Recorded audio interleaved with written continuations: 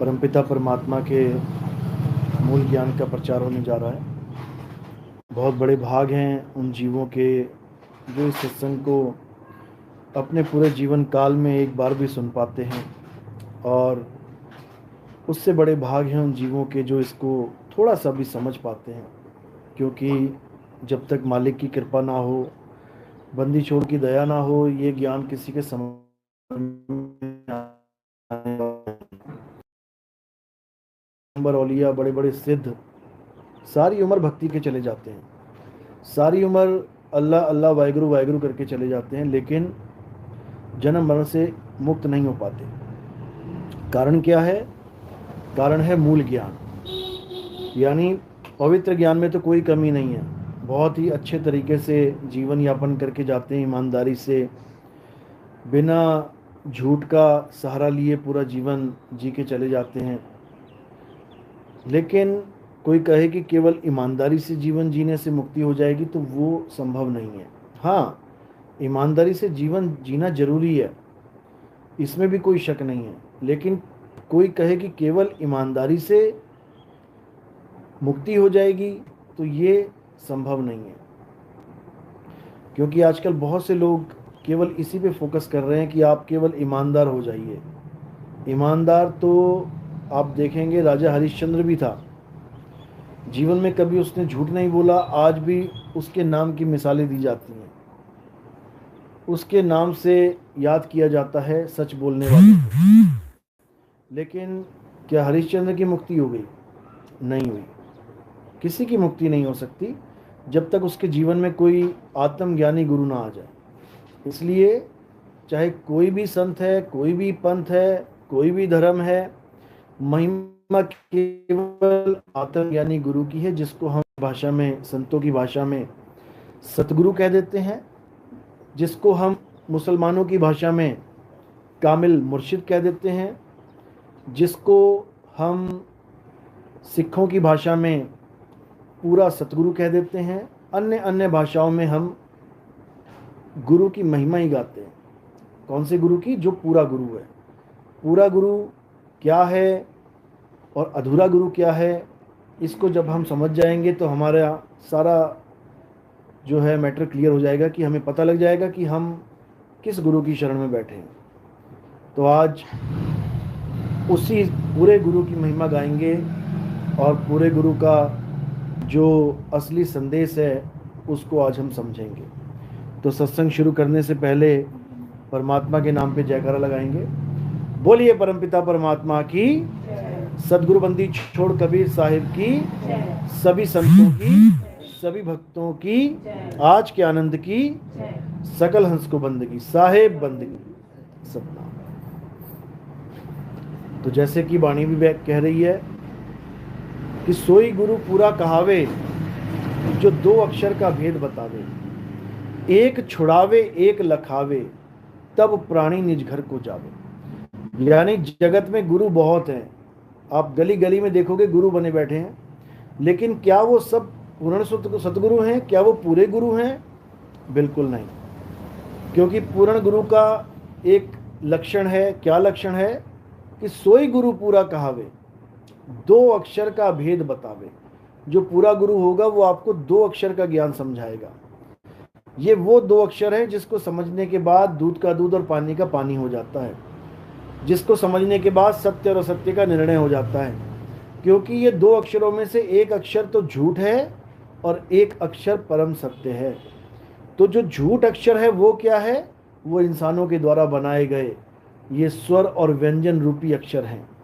आ आ ई का खा गा चा छा जा टा ठा डा, ये सब अक्षर इंसानों के द्वारा निर्मित हैं। A B C D E F G, ये सब अक्षर, अलिफ बे ते पे, ये सारे अक्षर, उड़ा एड़ा ईड़ी, ये सब अक्षर इंसानों के द्वारा बनाए गए। इंसानों के द्वारा बनाए गए अक्षर असत्य अक्षर कहलाते हैं, झूठ कहलाते हैं। इसीलिए गुरबाणी में सारे नाम लिखने के बाद क्या बोला गया? कृत्रिम नाम कथे तेरे जीबा, और सत्य नाम तेरा परापुर बला। यानी हे प्रभु, तेरे जीव के द्वारा कथने वाले सारे नाम, ये सब नकली नाम है, ये कृत्रिम नाम है। नकली नाम कौन देता है? नकली नाम नकली गुरु देता है, अधूरा नाम अधूरा गुरु देता है। और पूरा गुरु क्या करता है? वो सारे अक्षरों को छुड़वा देता है। एक छुड़ाए एक लखाए। अगर हिंदू है तो उससे ये राम राम, राधे राधे, ओम नमः शिवाय और भी जितने भी नाम एक आदमी लेके बैठा है हिंदू धर्म में, वो सारे छुड़वा देगा। गुरु का काम ही यही है। कोई मुस्लिम नाम दीक्षा लेना चला जाए तो उसके जितने भी नाम हैं, जो भी नाम वो रट रहा है, जप रहा है, वो सब नाम छुड़वा देगा। अल्लाह अल्लाह करना छुड़वा देगा। अल्लाह अल्लाह नहीं करना है, अल्लाह को जानना है, अल्लाह को पाना है।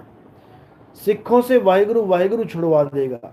केवल वाहिगुरु वाहिगुरु नहीं करना है, वाहिगुरु को जानना है, वाहिगुरु है क्या। और ईसाइयों से गॉड गॉड छुड़वा देगा। यानी उसका काम ही असत्य को छुड़वाना है। एक छुड़ाए और एक लखाए। अब ये जो लखाने वाला है, ये क्या वस्तु है? ये हमारी आत्मा है, हमारा आत्म स्वरूप है।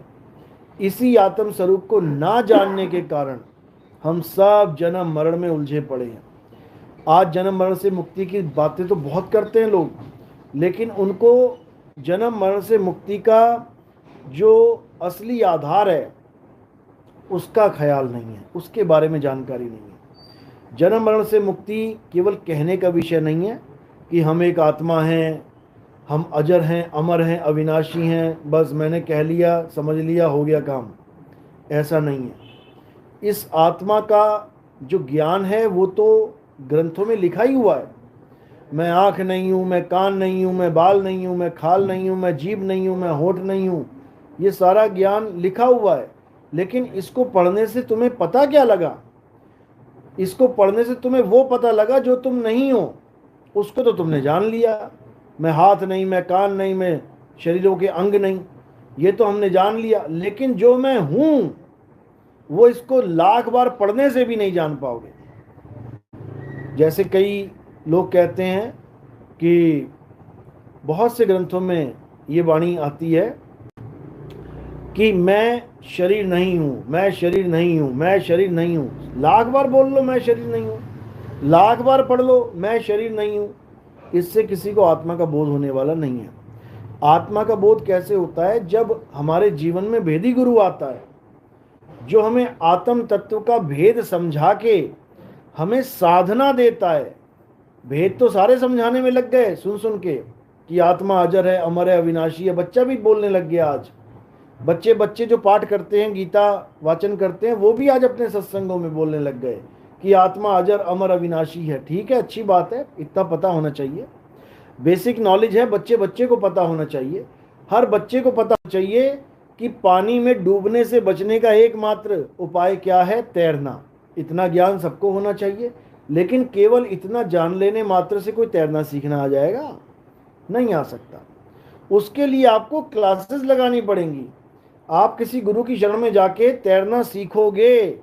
थ्योरी पार्ट में तो समझ में आ गया आपको कि डूबने से बचना है तो तैरना सीख लो, ज्ञान तो हो गया। लेकिन इसको प्रैक्टिकल में लाने के लिए हमें किसी गुरु की जरूरत पड़ती है।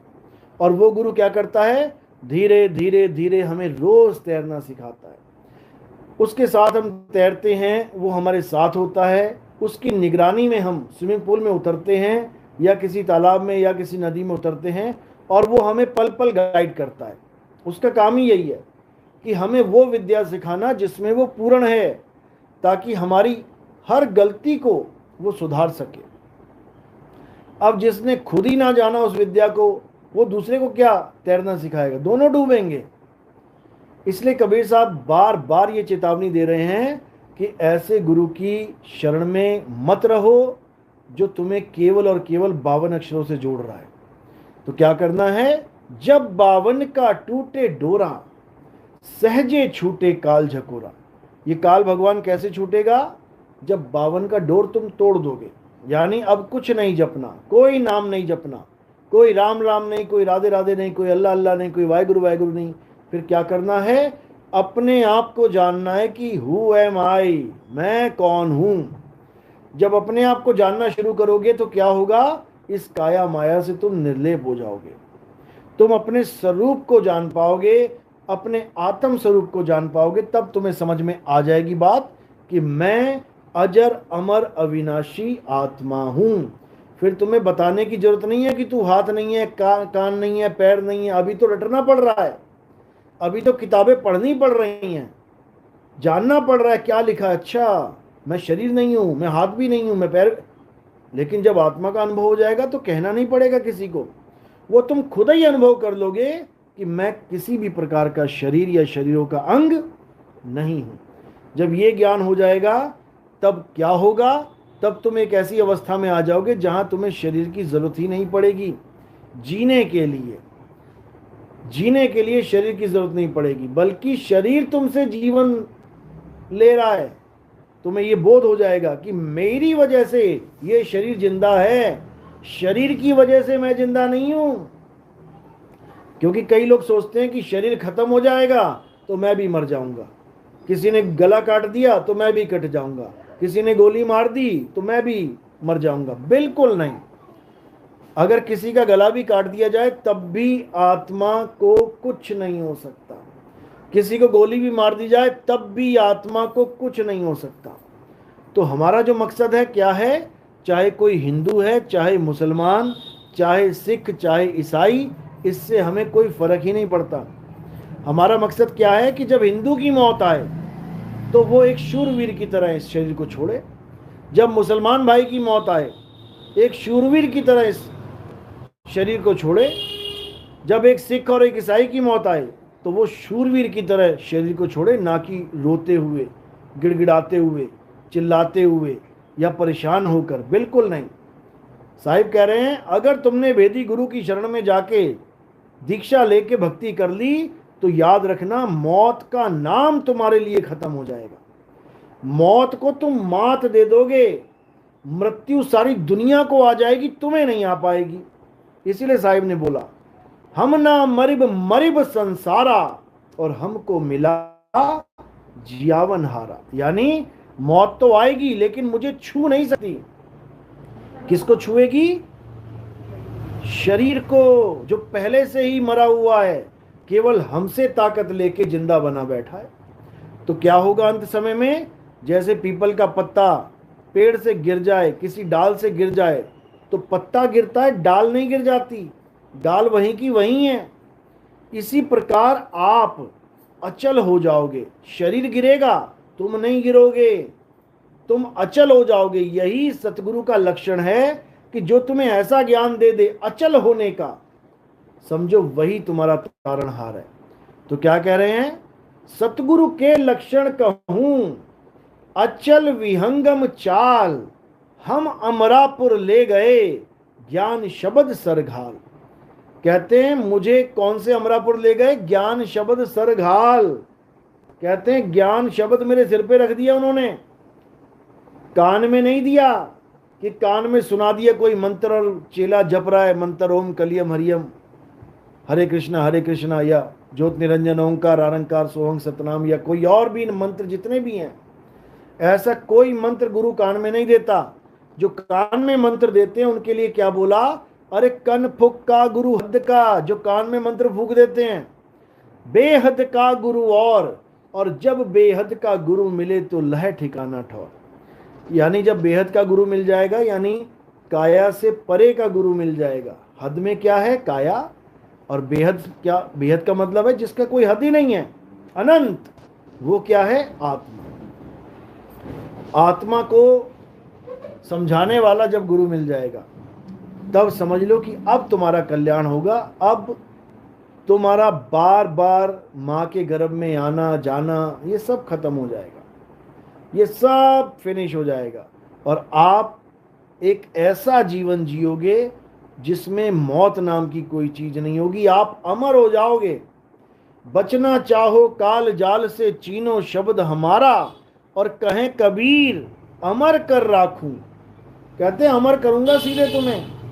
जो निज होए हमारा, जो मेरा हो गया एक बार, वो सदा सदा के लिए मुक्त हो जाएगा, सदा सदा के लिए अमर हो जाएगा। फिर उसका इस संसार में आना जाना खत्म हो जाएगा। तो कबीर साहब सब जीवों को चिताने के लिए बार बार यही समझा रहे हैं, लेकिन ये जीव बंदी छोड़ सतगुरु कबीर साहब पे भरोसा नहीं कर रहा है। एक पत्थर की मूर्ति पे भरोसा कर रहा है जो गिरने के बाद खुद से उठ ना पाए, उसको भगवान मान लिया। जो खिलाने के बावजूद खा ना पाए उसको भगवान मान लिया। जो पानी पिलाने के बावजूद पी ना पाए उसको भगवान मान लिया। लेकिन जो सारी दुनिया को ज्ञान समझा रहा है, जो जन्म मरण से मुक्ति की बात बता रहा है, उसकी बात किसी के समझ में ही नहीं आ रही, बल्कि उसके ऊपर मुसलमान होने का टैग लगा के कि नहीं, ये कबीर तो मुसलमान है, ये तो हिंदुओं से उनके मंदिर छुड़वा देता है, ये तो मूर्ति पूजा का खंडन करता है, ये मुसलमान है। ऐसा प्रचार करके लोगों को भ्रमित किया जाता है, लोगों को भरमाया जाता है। जबकि कबीर साहब, आप देखोगे सबसे ज्यादा राम के ऊपर दोहे बोलने वाले कौन है? कबीर साहब ही हैं। राम नाम की लूट है, लूट सके तो लूट, और अंतकाल पछताएगा, प्राण जाएंगे छूट। बताओ कौन सा मुसलमान ये दोहे बोलेगा भाई? कौन सा बोलेगा?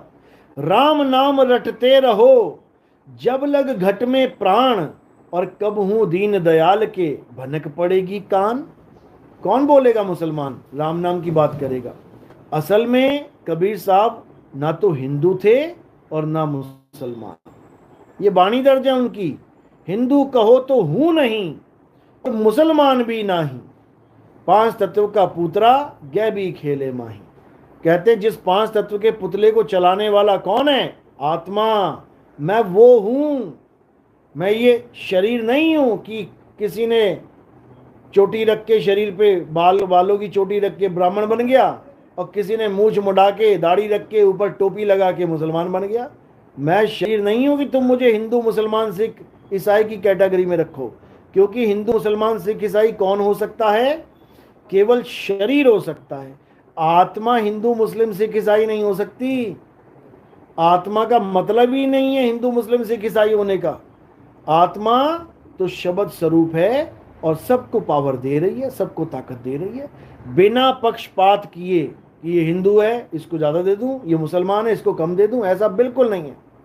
सबके शरीरों को ताकत देने वाली आत्मा अजर अमर अविनाशी अखंड अचल अडोल अबोल निरक्षर, वो परमपिता परमात्मा, उसका कोई जात पात कोई भेद नहीं है।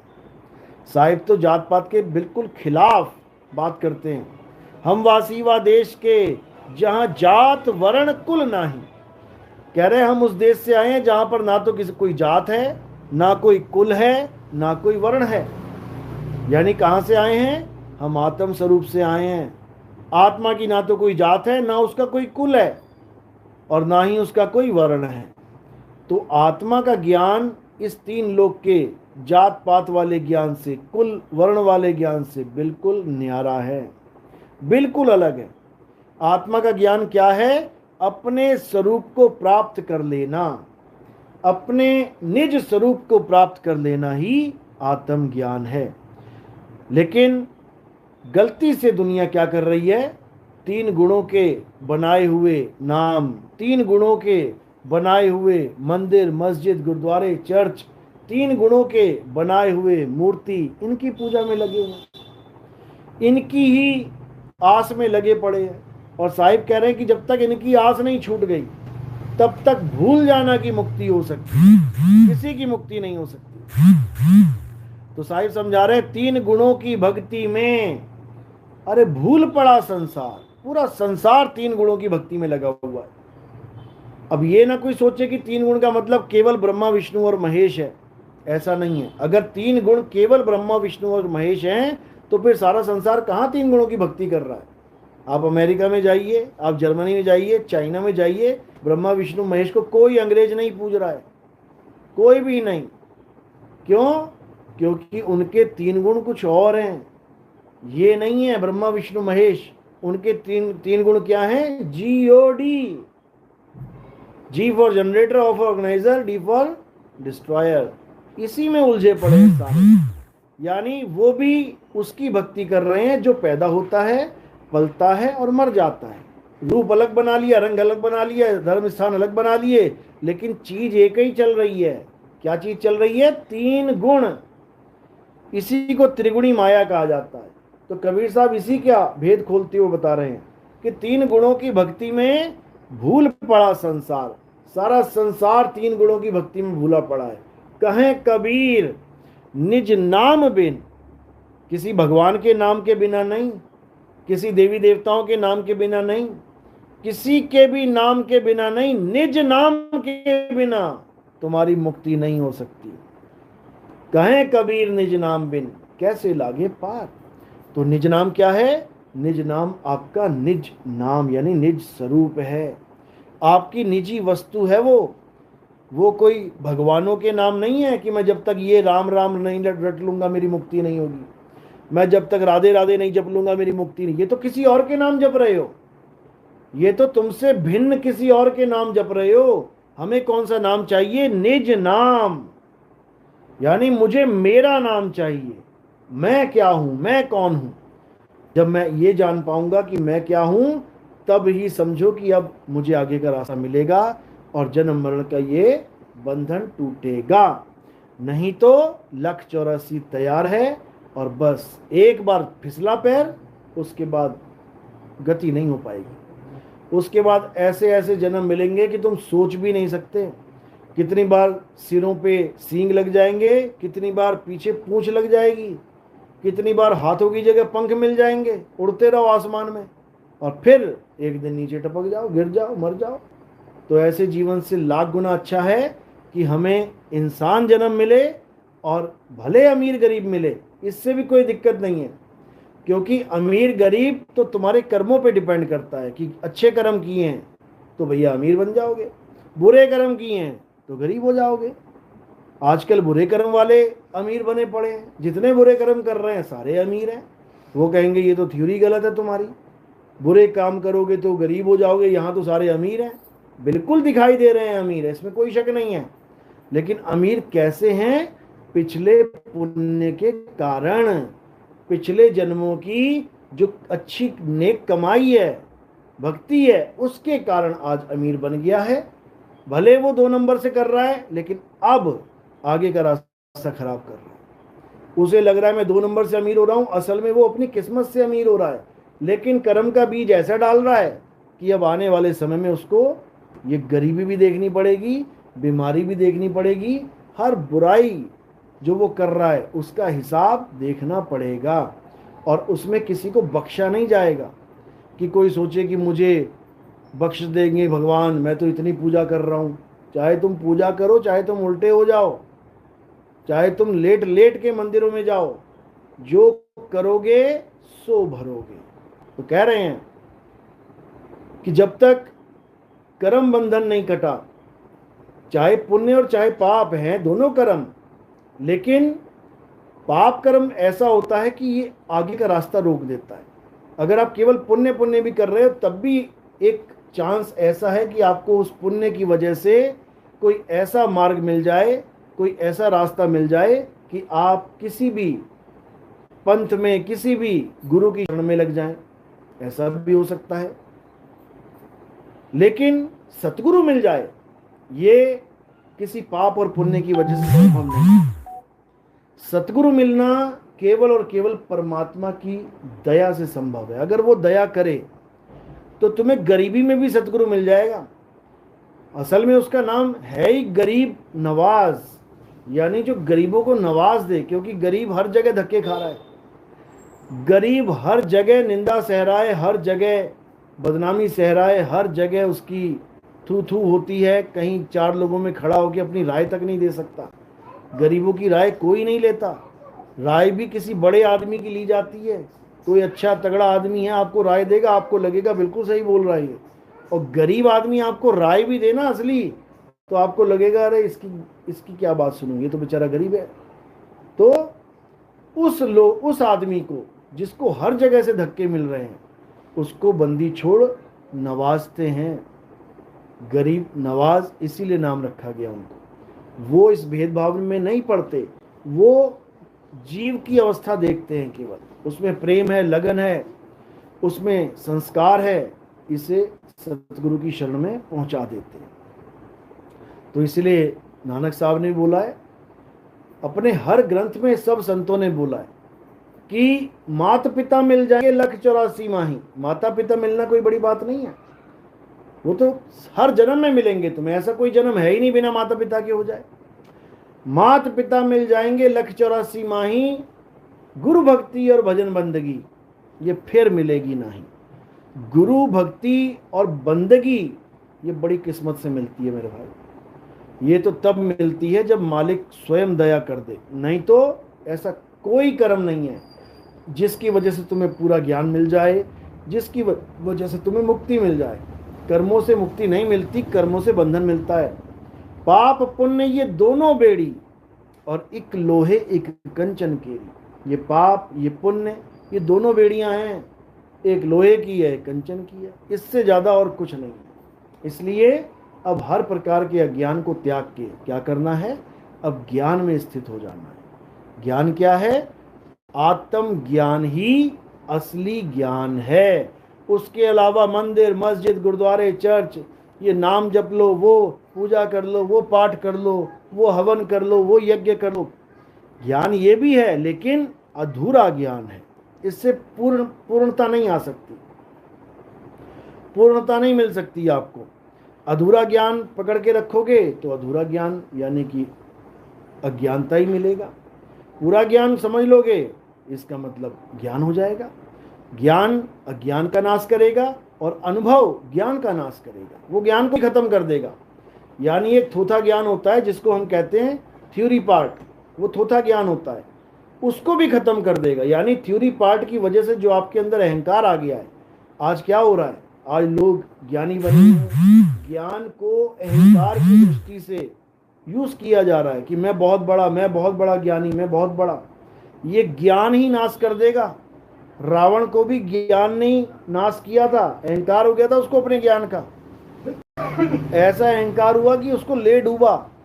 इसीलिए हमने अज्ञान का तो नाश करना ही करना है, अनुभव के द्वारा ज्ञान का भी नाश कर देना है। यानी केवल बातों से पेट नहीं भरता, हमने उन बातों को भी खत्म कर देना है। और वो कैसे खत्म होंगी? अनुभव ज्ञान से। अनुभव ज्ञान से वो खत्म हो जाती है। तो साहिब ने समझाने में कोई कसर नहीं छोड़ी, लेकिन जीव है कि समझने को तैयार नहीं है, इसीलिए बार बार जन्म और मरण में फंसता ही चला जा रहा है। तो अब क्या करना है? अब हमने हर प्रकार के अज्ञान को त्याग के हमने अनुभव ज्ञान में आ जाना है। अनुभव ज्ञान, अरे अनुभव ज्ञान बिना सब झूठा, झूठी हाट लगाई। भले कितना ही बड़ा कोई ज्ञानी क्यों ना हो, बड़ी बड़ी बातें आत्मज्ञान की करके क्यों ना लाखों को इकट्ठा कर ले, लेकिन अगर उसे अपना अनुभव नहीं है तो वो किसी काम का नहीं है, किसी भी काम का नहीं है, बिल्कुल शून्य है, जीरो है। संत मत में तो ऐसे लोगों को कुकर बोला गया, कुत्ता बोला गया है, जो केवल भौंकना जानते हैं, जिनको केवल इतना पता है कि भौंकना है। चोर को नहीं देखा उन्होंने कभी। साहिब बोल रहे करनी तज कथनी कथे, अज्ञानी दिन रात और कुकर समान भौंकत फिरे, सुनी सुनाई बात। यानी आज देखोगे आप YouTube चैनल भरे पड़े हैं, टीवी भरे पड़े हैं, जितने भी महात्मा लगे पड़े हैं परमात्मा परमात्मा परमात्मा बोलने में, इनसे बस इतना पूछ लिया जाए परमात्मा का स्वरूप क्या है, ये सब वहीं फेल हो जाएंगे। कोई कहेगा परमात्मा नर है, कोई कहेगा परमात्मा नारी है, कोई कहेगा परमात्मा ज्योति स्वरूप है, कोई कहेगा परमात्मा 5 धुने हैं, कोई कहेगा परमात्मा श्वास है, कोई कहेगा परमात्मा तत्व है। ये सारे ही फेल हो जाएंगे। तो कबीर साहब इसी को समझाते हुए कह रहे हैं कि परमात्मा इनमें से कुछ भी नहीं है। परमात्मा का स्वरूप क्या है? शब्द है। लेकिन मेरे शब्द कहने से और आपके शब्द सुनने मात्र से क्या तुम्हें बोध हो जाएगा कि शब्द किसे कहते हैं? नहीं हो सकता। इसलिए उसका बोध करना है, भक्ति करनी है। तो साहिब क्या समझा रहे हैं? कह रहे हैं हम हैं शब्द शब्द हम माही। अपना स्वरूप बता रहे हैं कि मुझे कोई इंसान मत समझे, मुझे कोई आदमी मत मान लेना। आदमी का चोला तो तुम्हें समझाने के लिए धारण किया है मैंने, लेकिन मेरा स्वरूप क्या है? मेरा स्वरूप आत्मा है, मेरा स्वरूप अजन्मा है। नित्य है, शाश्वत है, पुरातन है। मेरा स्वरूप ही सत्य सनातन है। इसी स्वरूप ज्ञान को कबीर साहब ने अपने शिष्यों को दिया और अज्ञानता से परे कर दिया। अब कोई भी जो ज्ञानी शिष्य है कबीर साहब को आदमी नहीं मान सकता। कोई लाख बार बोल दे कि कबीर साहब एक आदमी है, मान ही नहीं सकता। क्यों? क्योंकि उसने खुद अपना स्वरूप जान लिया कि मैं भी आदमी और औरत नहीं हूं। जब मैं आदमी और औरत नहीं हूं तो मेरा गुरु आदमी और औरत कैसे हो सकता है? मेरा प्रभु आदमी और औरत कैसे हो सकता है? नहीं हो सकता। इसीलिए वाणी में आता है एक जगह कबीर सागर में पेज नंबर 2 पे क्या लिखा है वहां पे बिल्कुल स्पष्ट, तुमसे कहूं मैं नाम विचारी और ना वो ज्योत ना पुरुष ना नारी। कहते हैं मैं तुम्हें परमात्मा की बात बताता हूं। जो ये लोग परमात्मा परमात्मा कर रहे हैं और नारी पुरुष में उलझे पड़े हैं, हे धर्मदास मेरी बात सुनो, मैं समझा रहा हूं तुम्हें कि शब्द होता क्या है। शब्द ही परमात्मा है और शब्द ना तो ज्योति है, ना ही श्वासा है, ना ही नर और नारी है। इसलिए सारे अज्ञान को त्याग के शब्द स्वरूपी गुरु की शरण में जाओ। गीता में भी यही समझाया गया है। हे अर्जुन, अगर तुम सत्य को प्राप्त करना चाहते हो, सत्य यानी आत्म तत्व, अगर तुम आत्मा को प्राप्त करना चाहते हो तो तुम ऐसे गुरु की शरण में जाओ जिसने सत्य को जान लिया है। बस और कुछ नहीं करना। जिसने इतनी सी बात समझ ली उसका बेड़ा पार हो जाएगा।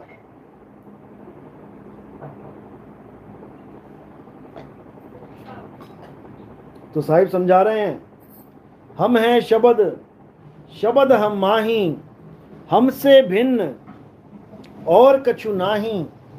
शब्द न बिन से देही और कहें कबीर हम शब्द सनेही। कि गलती से भी मुझे शरीर मत मान लेना, मैं शब्द स्वरूप हूं। लेकिन अज्ञानता में इस जीव ने इतने शब्द बना दिए, इतने शब्द बना दिए, करोड़ों नाम बना दिए और उसी को परमात्मा मान के बैठ गया। अभी कोई कहे कि परमात्मा पाने के लिए नाम को त्यागना पड़ेगा, एकदम आंखें खुल जाएंगी उसकी। क्या बात कर रहे हो? परमात्मा का नाम छोड़ के परमात्मा मिल सकता है क्या? ऐसा भी हो सकता है? सबके दिमाग में यही सवाल गूंज जाएगा। जबकि यही असलियत है। परमात्मा को केवल तभी पाया जा सकता है जब परमात्मा के सारे नाम जपना छोड़ दें। फिर क्या करें? उस स्थान को जाने जहां परमात्मा विराजमान है। और वो स्थान कहां है? वो तुम्हारी आत्मा है। आत्म में राम, राम में आत्म, चीनस गुरमुख विचारे। आत्मा में राम का वास है और राम में ही आत्मा का वास है। वो एक ही है, बस हम उसको समझ नहीं पा रहे। तो हमारी आत्मा क्या है? हमारा शब्द गुरु ही हमारी आत्मा है। समझ लो रहे हैं। जब तक शब्द गुरु का भेद नहीं मिला तब तक समझ लो कि अब तुम्हारा जीव 84 में जाएगा ही जाएगा, भटकता रहेगा। और जब शब्द गुरु का भेद मिल गया अब उसका आना जाना खत्म हो जाता है। अब वो अपने स्वरूप में समाएगा, ना कहीं आना ना कहीं जाना और आपे में आप समाना। जब ऐसा गुरु मिल गया आपे में आप समाने वाला, उसके बाद कहीं जाने की जरूरत नहीं है। यही असली ज्ञान है। इसके अलावा और दुनिया में ऐसा कोई ज्ञान नहीं है जिससे आप शब्द में समा सको। जाप वाले गुरु मिल जाएंगे, अजपा जाप वाले मिल जाएंगे, अनहद नाद वाले गुरुजी मिल जाएंगे, लेकिन सूरत को शब्द में समाने वाले गुरुजी नहीं मिलेंगे। इसीलिए साहिब ने बोला ना, जाप मरे अजपा मरे अनहद भी मर जाए।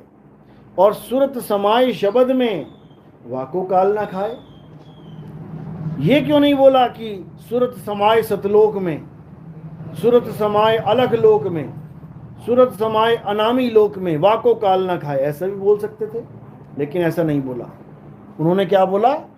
सूरत समाए शब्द में वाको काल ना खाए, क्योंकि शब्द ही असली सतलोक है। वो नकली वाला नहीं जिसमें सोने के पहाड़ दूध की नदियां हैं, वो सब नकली माल है। असली सतलोक क्या है? तुम्हारा शब्द स्वरूप गुरु ही असली सतलोक है, उसी को बोला गया है, उसी में सूरत को समाना है। उसी में एक बार सूरत समा जाएगी तो समझो कि अपने परमात्मा के चरणों में लीन हो गई, अब उसे कोई पकड़ नहीं सकता। बस इतनी सी बात समझ ली, इतनी सी बात समझ ली, समझ लो पक्के सनातनी बन जाओ बस। तो गुरु क्या करता है?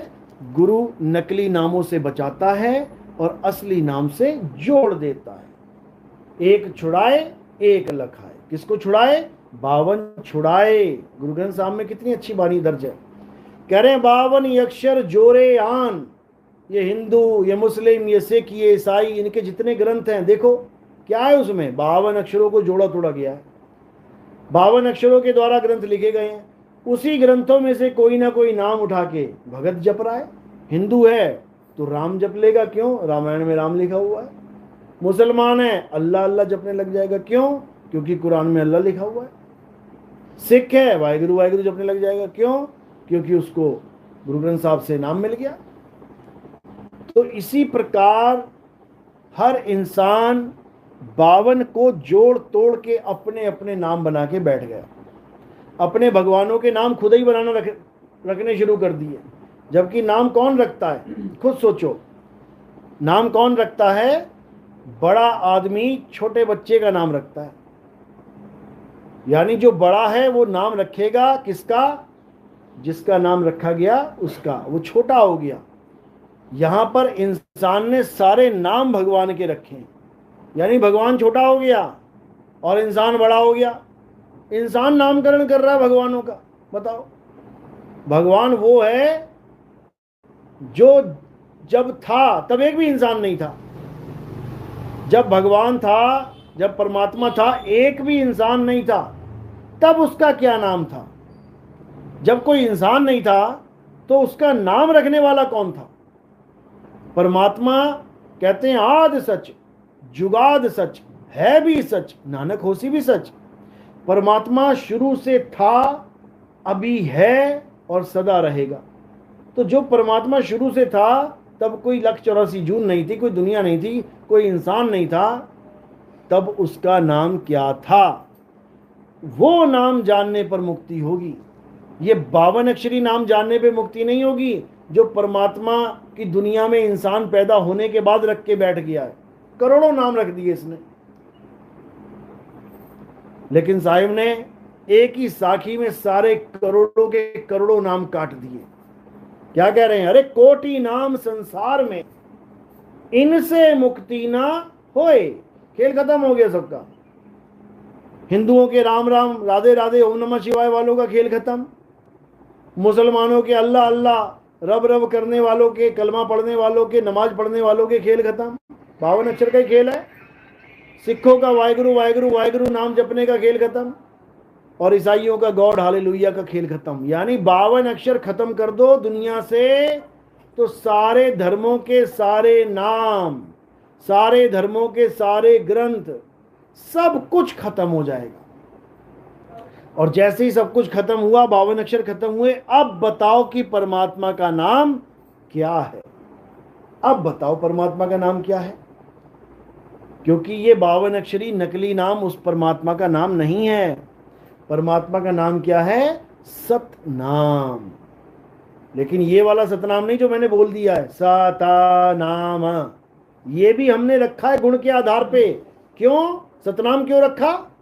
क्योंकि परमात्मा सत्य है, वो सत्य है, इसलिए उसका नाम सतनाम रख दिया गया। जैसे कोई काला बच्चा पैदा हो जाए घर में तो क्या बोल देते हैं उसको? कालू, ए कालिया। कोई बहुत गोरा बच्चा पैदा हो जाए तो उसका नाम गोरा रख देते हैं। अगर भूरी आंखों वाला कोई लड़का बच्चा पैदा हो जाए तो उसका नाम भूरा ही रख देते हैं, बिल्ला रख देते हैं उसका नाम, क्यों? बिल्ली आंखें हैं उसकी। यानी गुण के आधार पे नाम रखे जाते हैं। कोई नाटा आदमी जाएगा तो तुम उसको ये नहीं कहोगे और लंबू क्या हाल है, उसको क्या कहोगे? उसका शरीर देख के उसका नाम रख दोगे, ए नाटे इधर आ, ए बौने इधर आ। तो गुण के आधार पे नाम रखे जाते हैं। तो परमात्मा का नाम गुण के आधार पे रखा गया है। कौन सा नाम? सतनाम। इसी सतनाम को जानना हमारे जीवन का परम लक्ष्य है। बिना सतनाम के किसी की मुक्ति नहीं हो सकती। इसीलिए बाबा नानक ने बार बार सतनाम वाहेगुरु का जाप किया। जाप मतलब ऐसे नहीं कि वो जाप किया, चलते चलते बोलते थे वो, जीवों को जगाने के लिए कि सतनाम को जानो, सतनाम को जानो। और जब जीव जाता था वहां पर बाबा जी सतनाम क्या है, तो उसका ये सारा छुड़वा देते थे बाबा अक्षर। तब वो बताते थे कि अखा वाजो वेखना बिन कन्नी सुनना। जो असली सतनाम है वो आंखों से देखा नहीं जा सकता, कानों से सुना नहीं जा सकता। अखी वाजो वेखना बिन कन्नी सुनना, पैरा वाजो चलना, उस तक पैरों के द्वारा नहीं जाया जा सकता। बिन हथी करना, उसकी पूजा इन हाथों से नहीं की जा सकती। जीबा वाजो बोलना, इस जीव से उसको नहीं बोला जा सकता, जीव के बिना वो बोल ही रहा है, वो बोलता राम ही है, लेकिन उसका भेद ना पता होने के कारण उसको लोग सुन समझ लेते हैं, उसको मौन समझ लेते हैं। बाबा मौन ही हो जाते हैं, कहते हैं परमात्मा भी मौन है, हम भी मौन हो जाएं, परमात्मा भी सुन्न है, हम भी सुन्न हो जाएं। ऐसा नहीं है भाई, परमात्मा सुन्न उन्न नहीं है, परमात्मा अखंड अखंड नाद है, जिसके लिए कबीर साहब ने बोला, नाम अखंड और सब खंडा, सार शब्द गर्जे ब्रह्मंडा। यानी वो गर्जना कर रहा है, ऐसी गर्जना कर रहा है, तुमने एक बार उसकी गर्जना सुन ली ना, तुम्हारी हालत खराब हो जाएगी कि बाप रे बाप, ऐसा भी कोई शब्द होता है, ऐसा भी कोई आवाज होती है, दिव्य आवाज जिसको कहते हैं, जिसको सुनने मात्र से तुम्हारा रोम रोम ऐसा पुलकित हो जाएगा, तुम्हें शरीर तक का होश नहीं रहेगा कि शरीर होता क्या है। ऐसे आनंद में आ जाओगे जिसको सत्य चित्त आनंद कहते हैं। सत्य के साथ चित्त जुड़ जाएगा और परम आनंद की अनुभूति होगी। वही शब्द गुरु का असली स्वरूप है, यानी दिव्य आवाज, वो दिव्य वाणी जिसके द्वारा तुम्हारी काया पलट होगी, काया का खेल ही खत्म हो जाएगा। तो साहिब उसी अखंड नाद को परमात्मा कहते हैं। गरीबदास जी ने भी उसको धुन के रूप में समझाया, कोई है रे परले पार का, जो भेद कहे झनकार का। यानी भेद किसका बताना है? उस परमपिता परमात्मा का, उसका स्वरूप बता रहे हैं वो, कि उसका स्वरूप क्या है जान लो। ये मंत्र जंतर देने वाले को भेदी मत समझ लेना, ये भेदी वेदी नहीं है, ये जपी तपी सन्यासी हैं। तो गरीबदास जी कह रहे हैं, कोई है रे परले पार का, जो भेद कहे झनकार का। अब ये झनकार क्या है? ये झनकार ही परमपिता परमात्मा है, लेकिन ये तब समझ में आएगी जब उसके साथ जुड़ोगे, तब समझ में आएगी। तो साहिब क्या कह रहे हैं? कह रहे हैं शब्द विहंगम चाल हमारी, उससे जुड़ने का तरीका भी बता दिया। कैसे? विहंगम चाल से। शब्द विहंगम चाल हमारी, कहें कबीर सतगुर दैतारी। खुले कपाट शब्द झनकारी, आगे ना झनकारी। तो कह रहे हैं दरवाजा खुलते ही, जैसे दरवाजा खोलते ही हमें हमारे पिताजी का दीदार होता है। पिताजी घर पे आए, नॉक नॉक किया, दरवाजा खड़खड़ाया, आप भागे गए, जैसे दरवाजा खोला सामने कौन है? पिताजी। इसी प्रकार पिताजी का स्वरूप बताते हुए कबीर साहब क्या कह रहे हैं? खुले कपाट शब्द झनकारी। जैसे ही दरवाजा खुलेगा तो तुम्हें वहां जो पिता मिलेगा, किस रूप में मिलेगा? शब्द झनकारी। पिंड अंड के पार सो देश हमारा है, कर नैनो दीदार महल में प्यारा है। इसी को हमारे दीवान जौहरपति साहिब ने बोला, रुंझुन सार शब्द झनकारा, और पावेगा कोई संत प्यारा। कहते हैं झनकार यानी परमात्मा की वो दिव्य आवाज, दिव्य वाणी, उसको कोई बिरला संत प्राप्त कर पाएगा, सबके बस की बात नहीं है। इसलिए अब क्या करना है? अब केवल और केवल अपने आत्म स्वरूप पे कंसंट्रेट करना है, और बाकी सब भूल जाओ, हर चीज को किनारे कर दो। ये माया में जितना भी जगत में माया दिख रही है, सबको किनारे कर दो, और केवल वो काम कर लो जो गुरु ने बताया है। बस अपने ध्यान को, अपनी सूरत को उस शब्द में स्थिर कर लो, तब काम बन जाएगा। नहीं तो गगन में अगिया लागी बड़ी भारी। ऐसी आग लगी है गगन में कि बड़े बड़े बच नहीं पाए। गगन में अगिया लाग बड़ी भारी। अरे ब्रह्मा जल गए, विष्णु जल गए शिव त्रिपुरारी, राम भी जल गए, लक्ष्मण जल गए किशन मुरारी। गगन में अगिया लागी बड़ी भारी। चंदा जर गए, सूरज जर गए, 9 लाख तारा जारी। कहें कबीर सोई जन बच गए। कौन बच गए? जिन शब्द में सुरत संभारी। गगन में अगिया लागी बड़ी भारी। गगन क्या है? ये गगन है, इसके अंदर आग लगी हुई है। कौन सी आग लगी है? जब तुम किसी ऐसे गुरु की शरण में जाओगे जो तुम्हें इंगला पिंगला सुषमना से इस काया में एंट्री करवा देगा, तब जैसे ही तुम इंगला पिंगला सुषमना से जाओगे, यहां पर तुम्हें एक बहुत बड़ी क्या मिलेगी? ज्योत मिलेगी। ज्योत का क्या स्वरूप होता है? किससे बनती है? अग्नि से। आग से ही तो ज्योत जलाओगे। तो कह रहे हैं इसमें जो चला गया उसकी हालत खराब हो गई, वो जल गया इस ज्योत में। जैसे एक पतंगा, आप अंधेरे में ज्योत जला दो, भी देखो आंखें बंद करो, सबको अंधेरा लगेगा। अब इस अंधेरे में एक ज्योत जग रही है। जैसे तुम अंधेरे में कमरे में एक ज्योत जगा दो, अब वो पतंगा कहीं पर भी हो, वो सीधे आके ज्योत में छलांग मार देगा। यानी ज्योत उसकी मौत का कारण बन गई। इसी प्रकार जो तुम्हारी ज्योत यहां जग रही है, जिसका नाम है अलाख निरंजन, जिसका नाम है ज्योत निरंजन, लिया था ना राधा स्वामी से नाम, ज्योत निरंजन, यही है वो ज्योत निरंजन।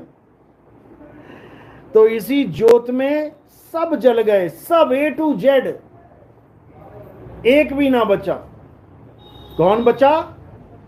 कहें कबीर सोई जन बच गए, जिन शब्द में सुरत संभारी। ये लोग ज्योत में सुरत को संभाल रहे हैं, ये ज्योत का दर्शन सुरत को करवा रहे हैं, इसलिए ये मारे जा रहे हैं। और कबीर साहब शब्द का सिमरन सुरत से करवा रहे हैं। तो जिसका सिमरन करोगे उसी में जाके समाओगे। बिल्कुल सिंपल, जिसका सिमरन करोगे उसी में समाओगे, कोई रोक नहीं सकता। साहिब समझा रहे हैं, जैसे स्वान कांच मंदिर में भ्रमते भूख मरे हो, और कहें कबीर नलनी के सुगना तो हे कौन पकड़े हो। कह रहे तुझे कौन पकड़ सकता है? हजारों बेड़ियां लगा दो तुम्हारे, तब भी तुम्हारी सूरत को कोई नहीं रोक सकता। अभी बैठे बैठे घुमाओ कहीं पे, सूरत घुमा दो 3 लोक में, रोक लेगा कोई? नहीं रोक सकता। और जहां सूरत घूमेगी वहीं उसका वास हो जाएगा, जिधर जाएगी वहां उसका वास हो जाएगा। तो जब तुम्हारा वास शब्द के साथ जोड़ दिया गया, अब तुम्हें कोई रोक नहीं सकता।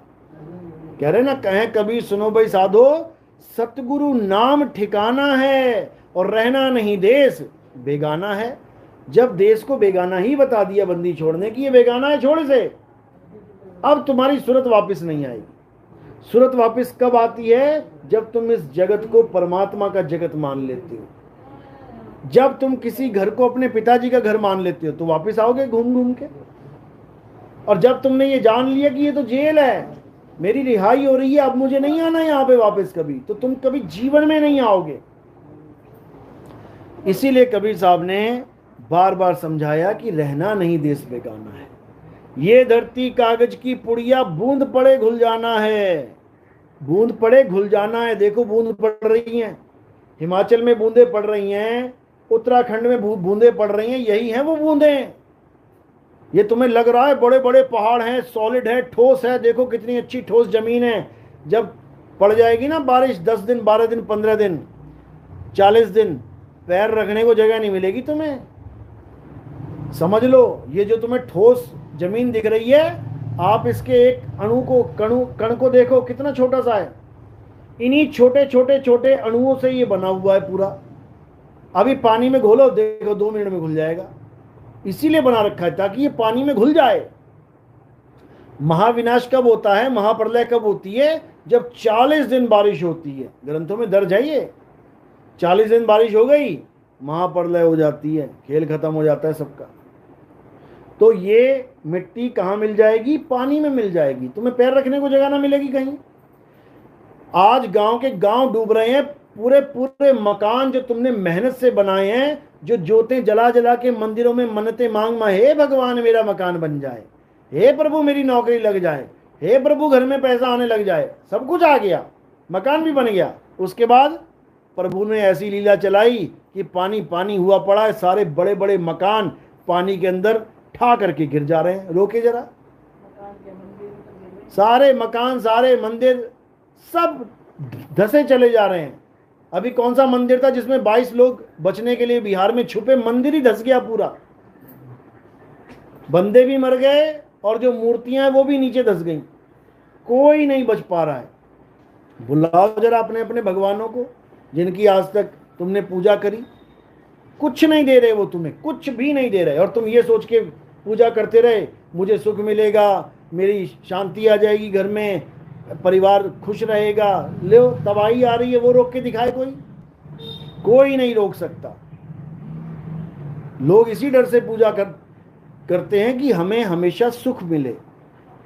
तो भैया तुम्हें हमेशा सुख मिलेगा, फिर दुख किससे मिलेगा?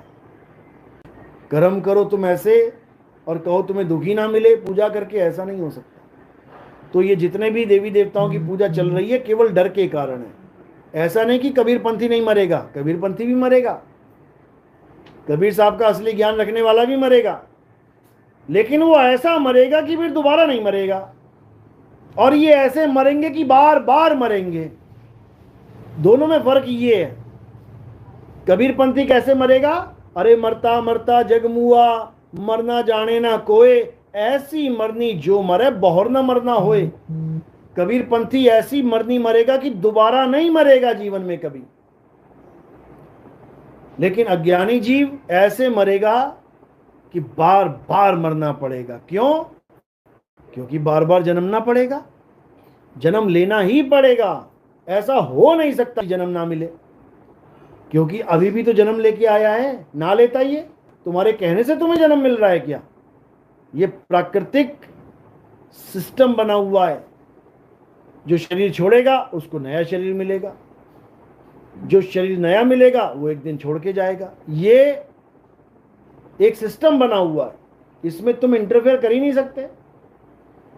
हाँ, तुम इस खेल में से बाहर निकल सकते हो। एक रामलीला चल रही है, रामलीला के सारे पात्र हैं, वही बोला जा रहा है रामलीला में जो बुलवाया जा रहा है।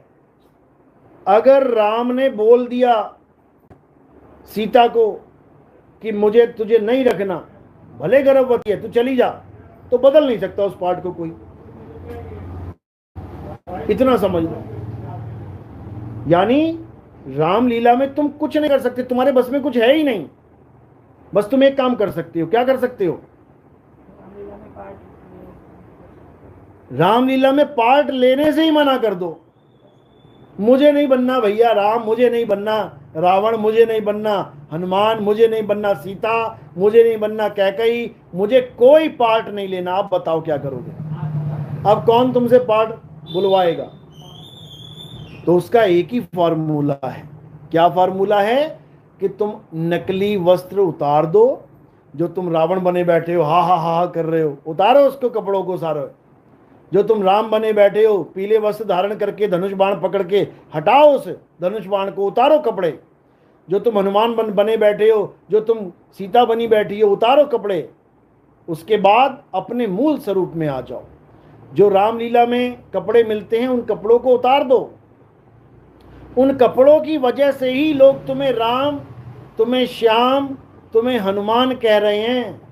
रावण के कपड़े पहन के, रावण की बड़ी बड़ी मूछें लगा के, तलवार लेके जब तुम आ रहे तभी तो लोग कह रहे हैं ना कि रावण आ गया। कपड़ों की वजह से पहचाने जा रहे हो।